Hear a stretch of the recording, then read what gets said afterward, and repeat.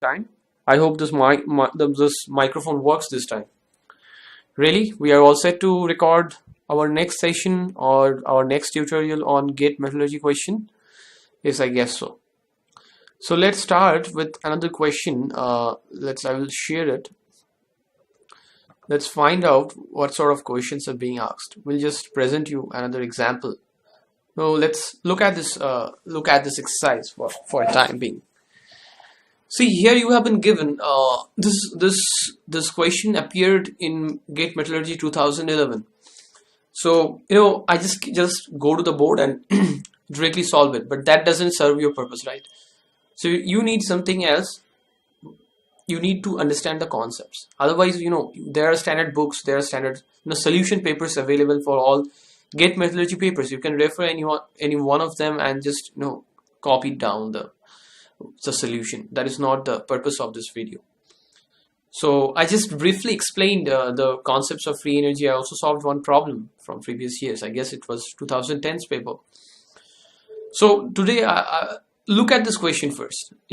It says that at 1773 K there are two reactions simultaneously taking place. So the chromium trioxide is being reduced by hydrogen at a particular temperature, 1773 K. And chromium trioxide, getting reduced to 4/3 chromium plus oxygen, and the hydrogen, the excess hydrogen that is left over in the system, gets oxidized to form H2O. Now, what is being asked to you is that the chromium oxide powder has to be reduced by hydrogen in a fluidized bed, and a minimum pH2 by pH2 ratio that has to be maintained at the exit of the reactor. That is the question. So, what do you understand by this? First of all, there are two reactions. So if you need to calculate this ratio, you just look at the second equation. There is H2 plus O2 H2. Everything exists. All the elements existing in a gaseous phase. So if you just remember the del G equation, del G0 plus RT ln K is equal to del G at a particular temperature. So that RT ln K involves the activity of the various species, or the activity can be also represented in terms of partial pressure. That's what we are talking about from Raoult's law. So if you just look at that, if you just look at del G0 is plus RT ln K is the condition, and that is set to 0. That condition gives you the condition for an equilibrium to exist. So why I can't directly have the second equation and plug simply go for a del G balance? I cannot do this. The reason is the oxygen. See, the partial pressure of O2 is not known. So if you're just dealing with the del G0 of the second equation, you will have one unknown. So the oxygen is the culprit here. So somehow I have to frame my own equation. I always talk about how you need to, the idea is for all this, free energy equation is to frame your own equations from the given equations. You have to combine equations in such a way, to add or subtract in such a way that you are only left up with the species of interest. The species of interest will involve the variable that's been asked in the question. So the only species you can allow to, appear in your final equation is H2 and H2O. And remember the Cr2O3 and CRS, those are very harmless guys. The activity by default, as we have set the thumb rules that for any condensed or solid phase, the activities will be 1, will be considered as 1. So I don't mind involving Cr2O3 or Cr or chromium in this equations, but I cannot involve O2. So but just looking at this equation, you see if you just add these two equations, in one equation O2 exists in the right hand side, the other equation, the second equation, O2 is existing in the left hand side. So simply if I just add these two equations, the oxygen will be cancelled. That's exactly what we are going to do. So mind, always remember one thing. There is nothing, there is no thumb rule of subtracting or adding equations. It depends on how the equations has been framed for you and how you are going to combine your own equation, or how you are going to combine the equations to frame your own equation, so that you are only involving species of interest. So clear? Very clear? Fine. I'll just go back to my original video and I'll just come back to the board, right? So let's do it. So what are the two equations given? The two equations are, it's feasible, right? Yes. 2/3 Cr2O3. It's a solid form plus 2H2, right? What is the equations? Oh, we'll just check those equations. I guess there are two. I guess I just made a mistake. This one, Cr2O3 is being dissociated into 4/3 chromium, that's 2 to 4, and this will be 3 cancel outs, to it will be O2, right? This is one equation. This is in solid, this is in gas. The other equation is, H2, 2H2 plus, what is the equation? O2 gives rise to 2H2. This is in gas, this is in gas, this is in gas. These are very important.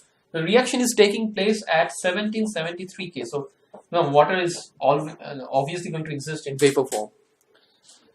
So these are the two equations you have been given. So simply, let's say this is the equation 1 and this is equation 2, right? So you simply add these two. We add this two. Why we are adding this? So that oxygen gets cancelled. So if I just add this, what will be the final equation look like? It will be 2/3, Cf2O3. I always suggest you to solve this for yourself. Now, obviously, this solution is going to exist in the video, so I'll just request you to just pause this video, solve it for yourself, and then check out whether the solution is matching with the exact process it should be. I will ask you to do it in that way. That will obviously going to help. 2H2. Let me keep the O2 and I'll just cancel out for writing in the lower. Okay. So these are the left hand side. I've added 2/3 CO2 2H2 plus O2, and my right hand side is going to be 4/3 Cr solid plus O2 gas plus 2H2. Now I am breaking into the subparts. When you will be solving for in the exam, you don't need to do it in subparts. You just can visualize the things, do it for yourself. You just simply add those. You don't even need to write this down. I'm doing this because you need to also understand the concepts. Why you are adding something else? Why you are not subtracting, right? So see, this oxygen gets cancelled. It is very essential so that it doesn't appear in my del G equations. Del G equations shouldn't contain any oxygen, partial pressure of oxygen. Okay, so this is the final equation. Also, remember that you have been asked to find the pH2O by pH2 by H2O ratio. So always always notice this stoichiometric coefficients. You also need to get rid of these 2's. So you have to divide your del G equations accordingly by this stoichiometric coefficient. So always you are asking about, sometimes you are asked about molar, free energy change. Sometimes you are asked about only the partial ratio of the partial pressures of particular gases. Doesn't involve, any exponent terms in them. So this is the equation, right? So write it again.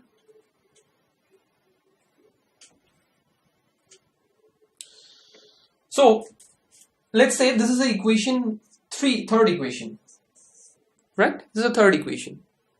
So del G3, if this is a third equation, this is nothing but the addition of del G2 and del G1. Please note that these are all given. The equations are given in del G0 format. So these are all standard reactions. Standard del G0, standard free energy changes are given. Okay, so we'll just equate it to 0 and find out. So what is left?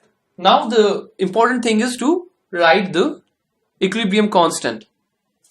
So you keep this always in mind, right? RT ln K is equal to 0. This is the condition for equilibrium. I'm just writing it, it's just out of context in this particular exercise. But this is the formula we're using, del G0 for RT ln K equal to 0. Or we can see summation del G0 plus RT ln K for the whole of this reaction should be set to 0. So this is the reaction where this is the equation we're always going to use. So let's write the stoichiometric or let's write the equilibrium constant. So how will be the K written? So K is to be written as the ratio between the activities of the products divided by the activities of the reactants. What are the products? 4/3 CRS H2O. So whenever writing these equations, it has to be raised to its stoichiometric coefficients. So the activities will look like A, activity of chromium solid raised to the power 4/3. Okay. Or otherwise I will do one thing that will be better, in fact. So let's get rid of these two terms. So I don't need to involve H2 square or H2O squares will be there in the final activity equations or in the constants. So if I just get rid of these two or the square terms, it will be 2. Oxygen doesn't matter anyway, it cancels out. So it will be 2/3 and this will be only H2O, right? You can always pause the video as I always say and just note it down. So once I do a division by 2, this also should reflect in my final del G0. So let's say it is a del G4. Let's say it is a fourth equation. So del G4 is nothing but half of del G3, right? That is equal to half of this, right? Just for sake of simplicity, you can understand that. So while doing the calculation, we will do accordingly, okay? So my equilibrium constant, as I was writing for the fourth equation, the final equation will involve chromium, activity of chromium in solid form raised to the power 2/3 multiplied by, whenever it's existing in gaseous form, we take the partial pressures to represent its activity in the system, and then we take Cr2O3 solid raised to the power 1/3, and this one is pH2, right? Again, this is existing in solid form, so don't need to consider their activities, they are set to 1, right? So these are all set to 1. So you are finally left up with pH2O by pH2. pH2O by pH2. Okay?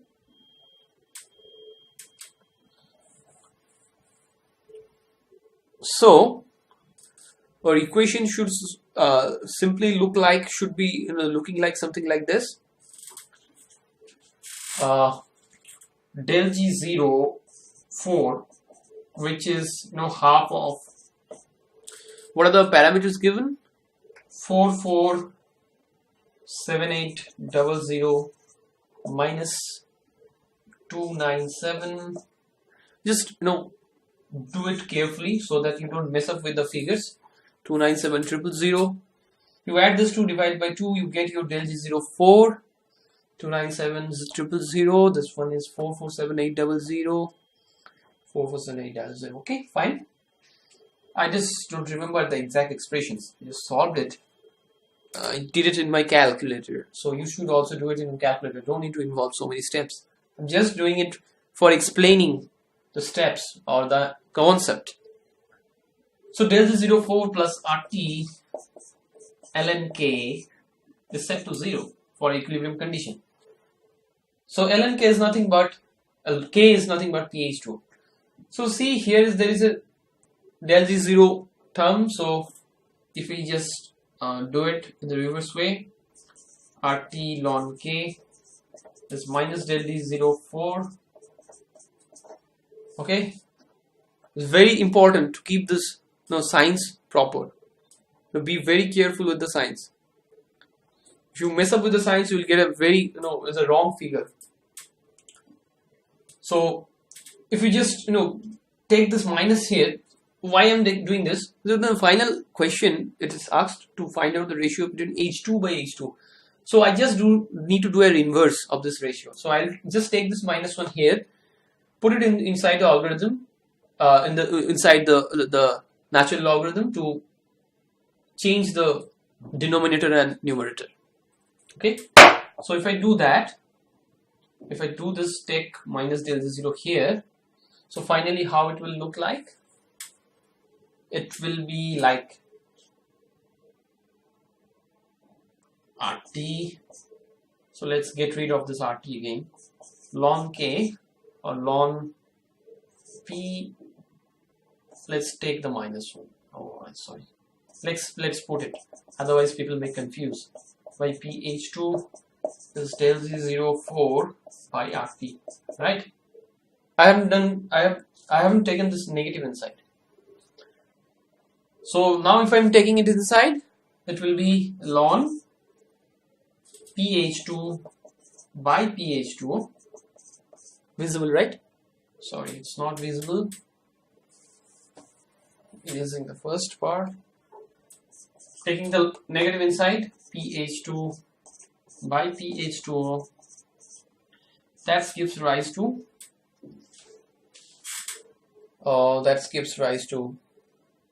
exponential. Sorry, this ln is still here, so no exponential in this step. Del Z04 by RT. Right? So I'm taking this exponential now. So I'm taking this PH2 by PH2 here. It goes to exponential del Z04 by RT. So PH2 by PH2 is equal to exponential del Z04 by RT. Okay. So if you just solve it correctly, you will get an answer 166.5. This is the answer. You should get. Okay. If you do it correctly, or let me put the figure as well. So if you just mess up in somewhere else, then you should be wondering what happened to my equations and everything. So I'll just solve it for you. I'll just put the figures back. 447800 minus. I just solved it. I didn't, keep down those figures in my copy. So this is a positive del G. So del G04 is nothing but 754. This you should get 75400. Is it visible? 75400. So if you just take this 75400 by 1773 multiplied by 8.314. 8.314 is the value of universal gas constant in SI format. Remember this, okay? So this term L0 by this one will be here. So if I do that, I will get a figure of 8.314 multiplied by 1773. So this comes to be 5.11. And if you take an exponential, 5.11, answer is going to be 166.5. Your answer. Right?